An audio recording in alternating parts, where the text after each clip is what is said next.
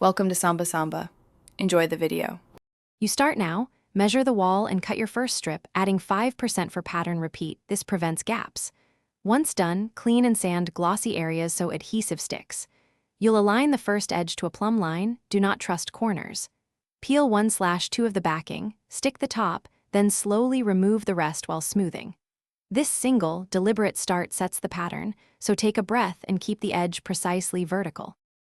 Once the first strip is secure, you continue by butting the next strip exactly to the edge, no overlap, because brick wallpaper only works by tight seams. Make sure you match the brick pattern at eye level. A misaligned seam ruins the illusion. Use a plastic seam roller to press joints, then smooth with a soft brush outward. When trimming, use a fresh blade against a metal straight edge. Precise cuts keep corners neat and maintain the continuous brick look. To finish, press all seams and trim around outlets, switches, and baseboards. You're creating a continuous surface. Make sure to apply a small amount of clear seam adhesive where edges lift, then press firmly.